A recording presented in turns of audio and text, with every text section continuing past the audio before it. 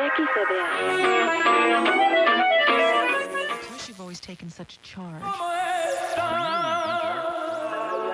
Llegó justo antes del aguacero. You are listening to the Border Chronicle. What is happening with climate change and displacement, and what does that have to do with the U.S.-Mexico borderlands? And how should we approach this? And really, why on earth are not more people talking about it? For this reason, please join me for a rich discussion with the executive director and founder of the organization Climate Refugees, Amali Tower. Climate Refugees is an advocacy and research organization that monitors and seeks to protect people displaced by climate change. In other words, Amali is one of the top sources of information and thought on this issue in the country, if not the world. And I wanted to start out our conversation today with you, Amali, talking about why do you think people that are interested in, say, the U.S.-Mexico border should be interested in climate displacement? I think there's a false narrative of how people expect or think that climate change is interacting with displacement or migration. I tend to think that people think it's either this apocalyptic scenario, right? Like that one day the seas are going to be above our heads and it's going to be like, oh yeah, okay, so we can't live here anymore. Or they think a disaster comes along and that's my first experience with climate change. And so maybe at that point I go, oh, a hurricane has tipped my house over, I have nowhere left to live, and that was my experience, and thus I've been displaced and or I have to move. Or they think the situation will become so like extreme at some future event down the road, not, which is like 50 years, 60 years from now, which of course in like human nature, in your mind's eye, that feels like, oh, 150 years from now, who cares? Or even if I do care, not something I can do about, or it's baked in, that there's this then psychological thing that happens of like, it's either A, beyond my control, or B, that it's the interaction between climate and movement of people is just that simple, as if it's this like two variable connection, And what actually happens is what's happening now is this like everything in between. How climate is actually interacting with mobility is what is it doing to widen poverty, right? Or exacerbate poverty? What is it doing to widen inequality? What is it doing to affect health? What is it doing to impact food security? What is it doing to impact the right to education? And instead, our world thinks of these things as siloed issues. Oh, well, education, that has nothing to do with climate. Climate's an environmental issue, right? And so it's this like is that psychological? I don't even know, Todd, right? Like we should be bringing psychologists into this conversation is what I find myself saying often, because there's a need to just understand that the way we're framing this, the way we're understanding this, the way the entire international affairs system is set up to be so siloed is to not understand the linkages in issues, that our system has gone from persecution, refugee protection was about individual rights, right? My persecution was, I was persecuted for my like individual identity as like an individual, as like on an individual basis. So maybe I was persecuted on the basis of my race, on the basis of my individual political opinion. These are 2 of the 5 grounds. Now, how you look at refugee movements is maybe I'm being persecuted because of entire systems that I have no choice but to be a part of that do not represent me. And climate change is really, that's exactly how this situation sort of works.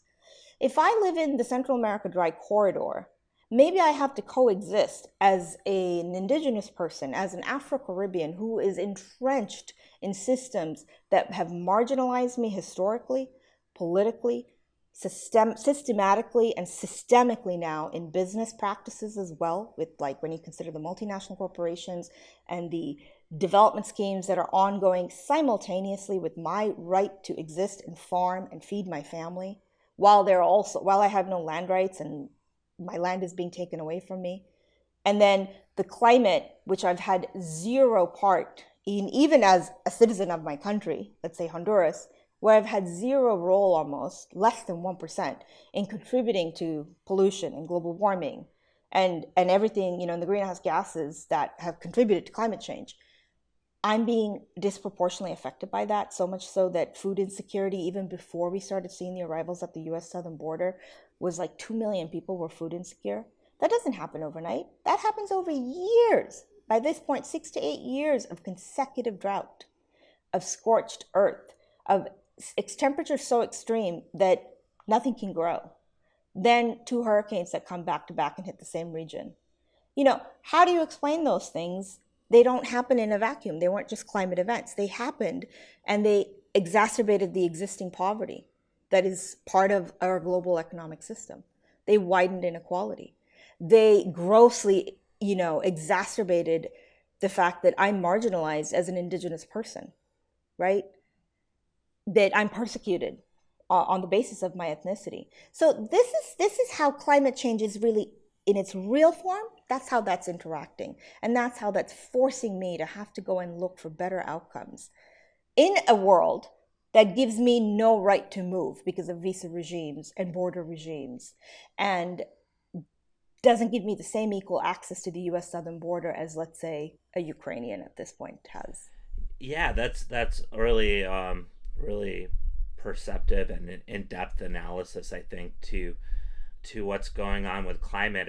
It's always very interesting to me that, like, say you look at events happening in Central America, and then, like, if you read about it in the newspaper or in the media, you might see, oh, because of this reason, or like typically you'll hear violence in Central America, without it being unpacked, right? It's just kind of, oh, there's violence. Like, what does that even mean? How does that impact? How does that? What's the historical significance of that? What are the historical roots of that? What I'm always interested in is how is U.S. involvement in that? Like you were mentioning, when you look at greenhouse gas emissions, of course, historically, the United States is tremendously involved. So I really appreciate your analysis there, and I'm wondering, when there's say, like you just mentioned, like say you're a farmer in the dry corridor in Central America, in Honduras, we'll say, or Guatemala or wherever, and a drought hits, and what do you do? What do you know what happens after that? Like in a household level, like what do families do at that point? Do they converse with each other? Do they like come up with a plan? Do they send somebody to like Tegucigalpa and Honduras, or like what from what you're understanding at that level, at that household level, when these things happen? It could be a drought, it could be a hurricane, it could be all of it, could be all these other factors. What have you seen that happens? Yeah, I think that's another misnomer, right? That people think, oh, on the first instance of trouble, people flee or people leave. The first thing I want to say about that is, would you and have you? The answer to that is clearly no. All of us have faced circumstances in our lives, and your fight or flight instincts are there, but very, very often we don't all pull up stakes and leave the only thing we've ever known, home, right? Nobody wants to be forced to leave their home, and they do so when circumstances become untenable. When you've tried everything beyond and everything you've thought of, and the situation has exhausted your means and is now beyond your means of coping. And for families, that generally means it's beyond your means to like sustain the people you want to protect. What I've seen traditionally, Todd, in all around the world, in all the places I've worked with people who are forcibly displaced, is people will do whatever is within their means, both individually, as a family, and as a community, to try and weather the storm, if you will. To use a climate metaphor here, whether that's in a conflict scenario or in a climate scenario, and usually those things can coexist, and they always have, by the way, long before we were even talking about climate change. People will continue to do everything they can to mitigate, to adapt, and we're talking about climate adaptation. People are doing it right now, and they're doing it with very little support from the international community, even though they've like pledged all this support, right? And it hasn't come forth. It's when you see people migrate, it's because they have exhausted those means. When people have finally come to the US southern border, it's because of, like I said, 6 to 8 years of consecutive droughts and hurricanes. It's also because of other factors that might be ongoing, like the violence, and that violence, by the way, isn't devoid of also the climate factors happening and those, like, other industries that they're sort of coexisting with. How do you adapt in a drought? How do you adapt in a hurricane when the plants you've grown historically and traditionally forever no longer will grow in a temperature and in a climate now that it's not actually going to grow in? The soil is scorched, right? The seeds won't actually take root. You might need a bigger plot of land to adapt to those changing environments. But now, how do you adapt to a bigger plot of land if you don't own the land? Because because you're a marginalized person, the land is being taken away from you, right? And it's being taken away from you by force or coercion or other, like, illicit means. So that's one barrier. The second barrier, if you want to adapt to a stronger set of seeds or heat resistant or drought, whatever, that costs money. So now again, you don't have this. So again, you might have done all these things. You've exhausted that. Now you have to move. Can you all afford to move? No. Can you all even have the right to move? No. Do you all have access to move? No. So you might have to make impossible choices like splitting up the family. Something that the international community says, no, family reunification is everything. We're supposed to keep families together. And yet we have systems in place that ensure that families have no choice but to split up in order to survive. So what are we talking about here? Are we really ensuring the protection of people? Not really. That's why I keep bringing this back to, where are our systemic failures? And are we looking at persecution today is this an individual issue, or is this more of a whole holistic systemic issue we need to be looking at? So that's what's happening. People will say, okay, maybe I have to send my children across because it's looking like the US policy right now is a little bit more tolerant towards children, mothers and children. Or maybe the prior administration, and I'm just being hypothetical here, but these are facts, right? Maybe the prior administration was allowing young males, and then the next administration may have said, no, young males, that's associated with the violence and mobility, so we're actually detaining those people. Then along came another policy that said, well, actually, unaccompanied minors, maybe we have some empathy towards, but et cetera, et cetera. We've all seen the incarnations of what's happening at the US southern border. So you will see this type of decision making, and now with Title 42 in place, where you can keep trying because you're not actually being given a decision, you're going to see people continuously try. And then you're pushed further and further and further into like trying different ways and different means. And the last thing I'll say about that, Todd, is those who are traveling, they're doing so out of desperation, but they are also doing so with like whatever small means that they do have. Those who can't afford to travel are even in worse situations. They're potentially trapped, right? Because more people are moving internally within their countries and probably not getting any support or help, or not enough support or help, or they're trapped in their actual homes with even less support. And then those who are moving to the US southern border, or anywhere in life, this kind of looks like the same picture. They might be falling into like odious cycles of debt, right? They might be falling into what looks like modern day slavery. They might be falling into smuggling situations. These are not like positive outcomes, but it's not, again, as simple as, oh, they're making a choice to do those things. It's fueled from desperation and from the lack of options and choices and support and regular pathways that receiving countries are providing, knowing fully well that this is what this landscape looks like. Can we pan out just a little bit and look at the globe? And I'm curious, like, where across the globe, and definitely we could continue talking about Central America. I'm assuming this is one of those places, right? But where are the different hotspots for impacts of climate that we're seeing now, where we're potentially going to see that as an influencer of displacement? and also projections into the future, right? This is where, as you were saying earlier, you might get some of those apocalyptic scenarios.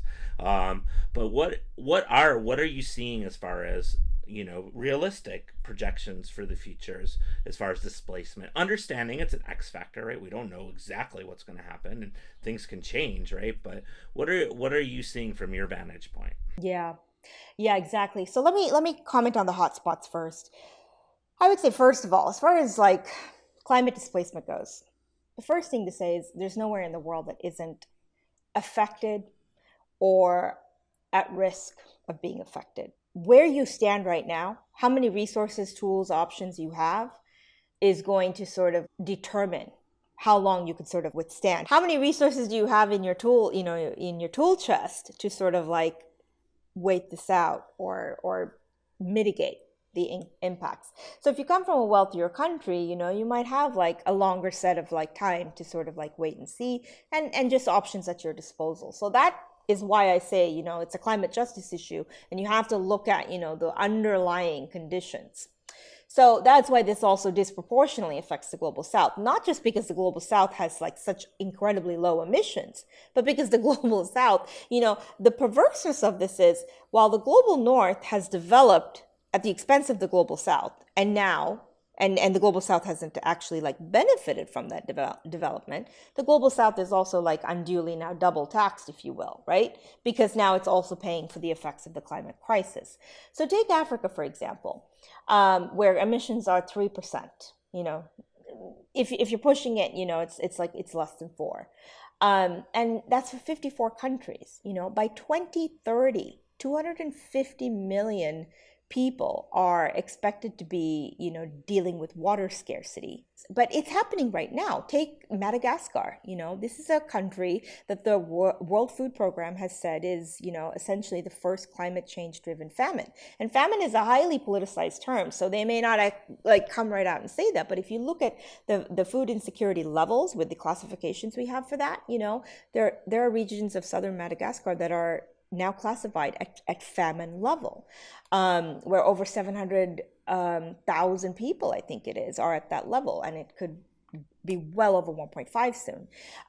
Take Angola, where there is such deep food insecurity that people have actually moved to different provinces within the country and moved across borders into Namibia. So this is all climate driven. And I don't think we're really even like we're not even talking about it adequately enough in the global north. So yeah, that's what that looks like right now. We don't even have to wait till 2030, 2050, which is what a lot of these projections look like. And then you look at Asia, just about every single part of Asia is at such high extreme risk and is going to be at the highest levels of extreme risk. I think it's 143 million people are expected to be uprooted over the next 30 years by rising seas, drought, searing temperatures, basically by climate disasters. And then Asia is really is expected to be the most at risk because 1 in 3 migrants today comes from Asia, which brings me, to the point too, is that the data and the projections we have, which was the second part of your questions, we know that more people, in the last internal displacement monitoring report, we know that more than 3 times as many people were displaced by climate disasters and extreme weather events than conflict or violence. And since 2008, roughly, we've been seeing this upward trajectory. It's like well over 20 million people a year are displaced by climate-related events. But remember, we know this about sudden onset climate events, which are essentially disasters. What about the slow onset events? What about rising seas? What about drought? What about like the slow, food insecurity? It happens over a period of time because your crops are failing because of rising temperatures, because of drought, because of climate variability, right? Those aren't disaster contexts. Those are slow onset climate events. How do you unpack what the climate element is of someone's migration, which is classified in the narrative of how this is communicated as a choice, as voluntary movements of people, as people coming to your country and or moving internally in search of better opportunities, which almost makes it seem like, oh, I just wanted a better job. right? Like you have full agency or something. Nothing could be further from the truth, right? If you are, look at the stats I gave you in Asia, right? Like that's just looking at disasters. But if you're dealing with rising seas as well, and you're a rice farmer and your rice paddies are just not producing, how exactly are we measuring and gathering that levels of data? The term migrant has no legal definition. you know that in itself is a problem, right? Because then by what measure are we determining who's moving for forcible reasons? We only really know that about disasters. So it's really, I'll just say this about projections.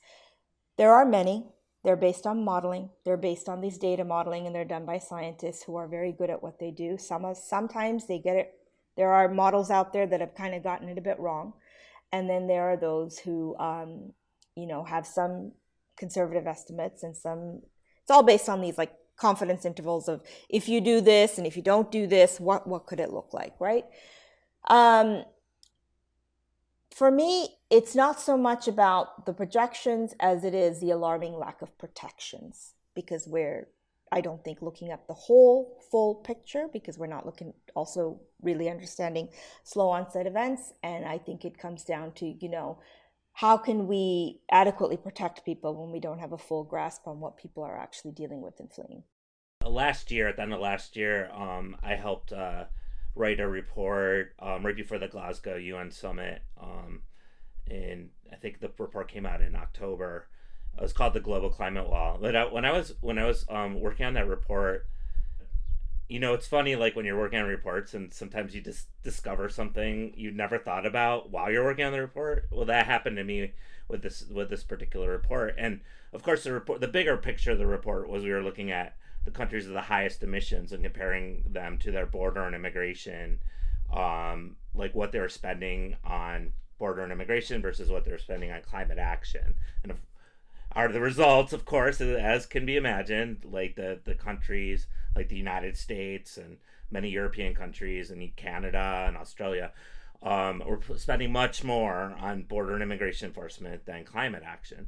But when we were looking, so the thing that I hadn't thought about, and I wanted to ask you about and ask you about other ideas that you might have, is we started looking at those discrepancies between immigration enforcement and climate action, and then the idea of migration as adaptation. And I think you already mentioned that here, right? That the idea of migration, because going from places that you were just discussing where you can't really return to because it's desertification or the sea level rise, and you can't go back. And one of the points we came about was like, why, instead of spending all this money on building up walls and surveillance systems and incarcerating people and killing people, really,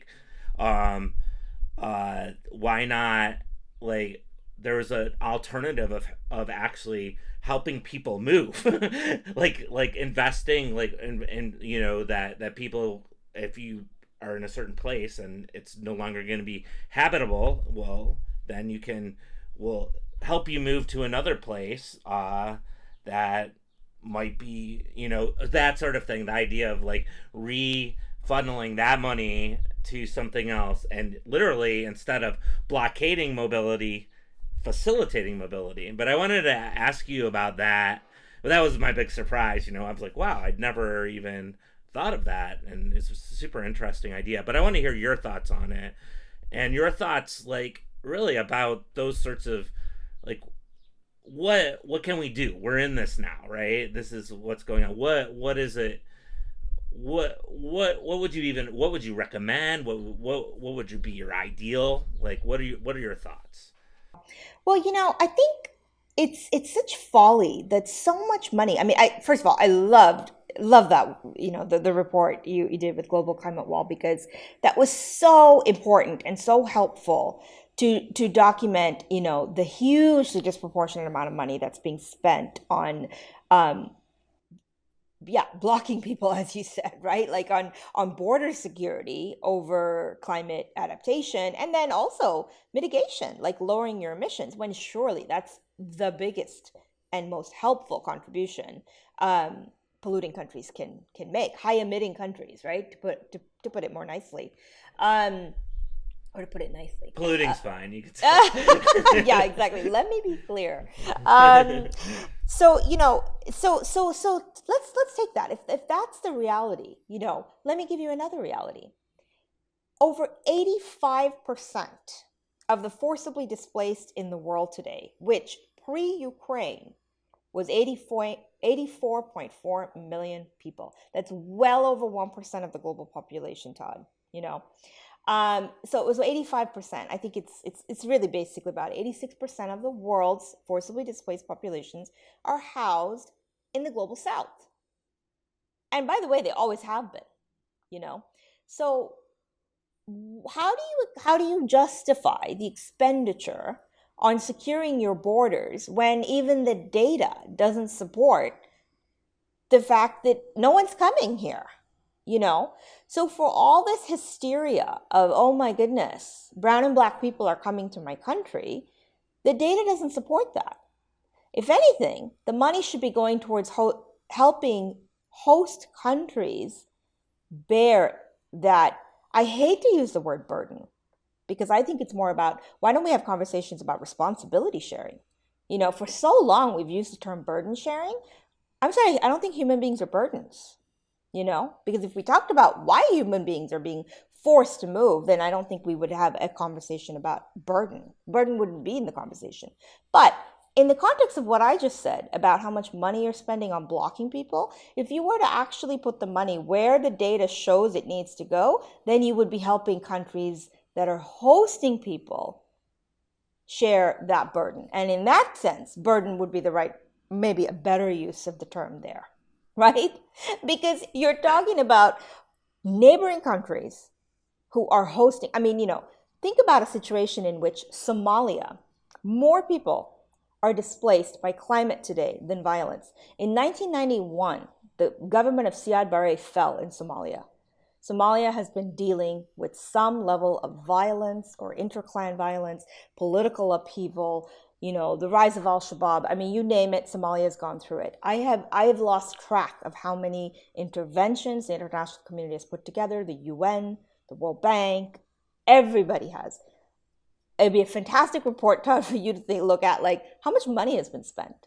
And now, I think last year alone, the statistics something like over 70% of the displacement internally and across borders to places like, wait for it, Yemen, Ethiopia, Kenya. We all know how bad the situation in Yemen is. How bad does it have to be in Somalia, where you're actually being forced to move to Yemen because the situation is so bad in your country? Think about that. Are we talking about these things, and are we framing it in that way? And is Yemen saying, I'm sorry, our situation is really too bad and we can't help?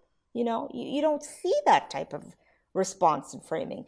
Kenya, which has, two of the largest camps and has been housing and hosting Somalis since 1991, and has said many, many times how difficult that is for as a country, is continuing to receive Somalis as well as South Sudanese and Ethiopians and Eritreans. You name it. A lot of other African nations as well, So the point being, these other countries are really bearing the burden of both climate change and refugee hosting, and yet the countries that are responsible for both the climate crisis as well as, wars and conflicts and the fossil fuels as well that is underpinning a lot of these conflicts, aren't necessarily sharing those responsibilities. Instead, they're putting a lot of money into keeping people out, which the data doesn't support. Take what the UK just passed, with Rwanda, to offshore asylum. And everybody wants to have a conversation about, is Rwanda actually the place that people can find safe passage? I would like to have a conversation also as in equal measure about shouldn't we have a conversation about whether the United Kingdom, is it okay for them to abrogate their responsibilities, their international legal responsibilities? Why isn't that just as much of a conversation? So this is what I'm very focused on, these narratives and the unethical conversations we're having, because where is the responsibility? of governments, to people, is just an abysmal failure all over the place at that level. That brings me to a point you made earlier, and this is gonna have to be the last question. We might have to do a part two of this. Now that I think about Sure. it, if you're up for it, Amali.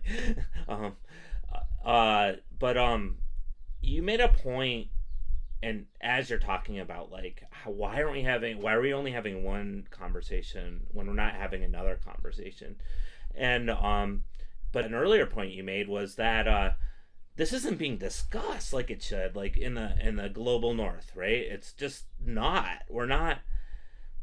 It's if it's not, my feelings are, if it's not being discussed, then how are we even gonna? It's not even in the discourse. Or what are your thoughts on that? How do these issues that are so uber important, how do we begin to discuss them, like in the United States, in such a way where why aren't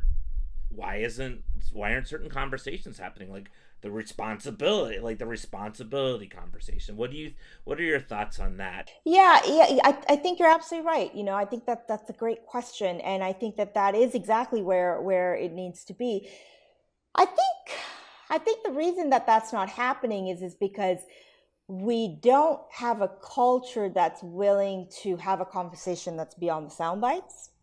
And I don't just mean a culture, meaning put it on people. I mean, it's an entire system, right? Like our corporate media system, right? Like every conversation I have with a journalist, for example, they might ask me for 20, 30 minutes, and not one Todd, since I founded Climate Refugees, hasn't said, I'm so sorry, Amali, can I have a bit more time? And what little do they know that I've scheduled on my end another 30 minutes, because I fully well know how in depth the conversation is going to get. Because, well, I, for one, also I'm just not going to partake in, like, I can't give you a soundbite because there aren't any, you know? And I'm sorry that I'm happy for I'm so glad that that's your philosophy. Thank you. It is my philosophy. And, and I just think to myself, effort without any contribution is meaningless, right? And so when I'm gone, I would love for us to have elevated the conversation. If that's one contribution I can have made, then okay, so be it. The next generation can hopefully have a better conversation. Because unless we're talking about things that say, why aren't we having conversations that hold our governments to a higher ideal? Why aren't we having a conversation then, which by the way sounded an awful lot like democracy to me, why aren't we then also having conversations that say, wait a minute, does racism have a lot to do with this? Because newsflash, it does.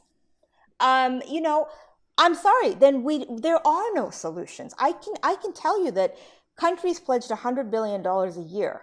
In 2009, have they met that pledge? No. Why aren't they meeting that pledge? Is it just about economics? Oh, hell no. Right? It's about all of these things. And unless we're willing to have these conversations, Todd, then it'll be 2029 before we're maybe getting close to figuring out. And by then, $100 billion, by the way, $100 billion, it's not even enough. We already have numbers that tell us how much money is needed for climate adaptation. And I haven't even gotten to, and if you want to do a part two, we'll get there. My personal feeling on this is we're talking so much about, people migrating, when the conversation I think we need to be having is the right to not migrate in equal measure, and how much we are not doing anything to ensure that right.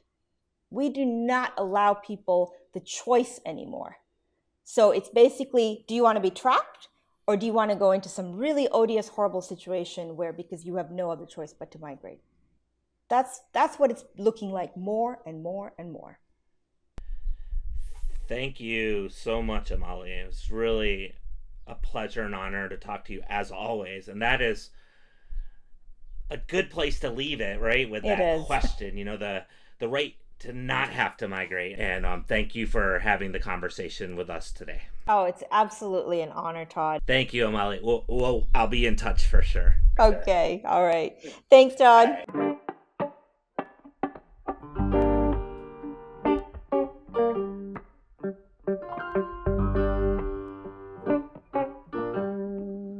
Border Chronicle is reported by Todd Miller and Melissa Del Bosque, based in Tucson, Arizona.